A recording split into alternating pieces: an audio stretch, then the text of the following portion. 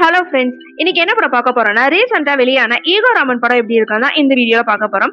இது ஒரு சாதாரண சினிமா கண்டிப்பா இல்லைங்க. மனுஷங்களோட மனசுல இருக்கிற ஒரு இருண்ட பக்கங்களை வெளிக்கொண்டு வந்த படம் அப்படின்னே சொல்லலாம். சினிமா அப்படின்னாலே ஹீரோவோட பிம்பத்தை அதாவது கொஞ்சம் பில்டப் கொடுக்குற மாதிரி தான் அதிகமா இருக்கும். ஆனா ஒரு தலைமை ஆசிரியர் தன்னோட ஈகோக்கு எப்படிப்பட்ட எல்லை வரைக்கும் போவாரு அப்படின்னு இந்த படம் கொஞ்சம் அப்பட்டமாவே காட்டியிருக்குன்னே சொல்லலாம். கோயம்புத்தூர் சுற்றுவட்டார கிராம அரசு பள்ளியில தலைமை ஆசிரியரா இருக்கிறவர் தான் சுந்தர்ராமன். வெளிப்படையா பார்த்தா ஒரு பொது ஊழியர் மாதிரி தான் இருக்காரு. ஆனா மனசுக்குள்ள ஈகோ, ஜாதி வெறி, அதுக்கப்புறம் மத்தவங்கள பார்த்து பொறாமைப்படுற குணம் கொஞ்சம் அதிகமா இருக்கிற ஒரு பர்சனா இருக்காரு. அப்படிப்பட்ட சுந்தரராமனை தன்னோட ரோல் மாடலா நினைச்சிட்டு இருக்காரு முன்னாள் மாணவனா வர கதாநாயகன் சிவி. தன்னோட வாழ்க்கையில கஷ்டமான காலத்துல இருந்து தன்னை மீட்டெடுத்தவரா நினைச்சிட்டு இருக்கிற சுந்தரராமனோட மகளையே சிவி காதலிச்சுட்டும் வர்றாரு. தன்னோட தாழ்ந்த நிலையிலையும் தான் உயர்ந்தவன் அப்படின்னு நினைச்சிட்டு இருக்கிற சுந்தரராமன் தன்னோட முன்னாள் மாணவன் தன்னோட மகளை காதலிக்கிறத ஜாதி ரீதியாவும் ஈகோ ரீதியாவும் பார்க்க ஆரம்பிக்கிறாரு. இதுக்கப்புறம் நடக்கிற மோதலும் சூழ்ச்சியும் தான் கதையோட மையப்புள்ளியா காட்டப்படுது.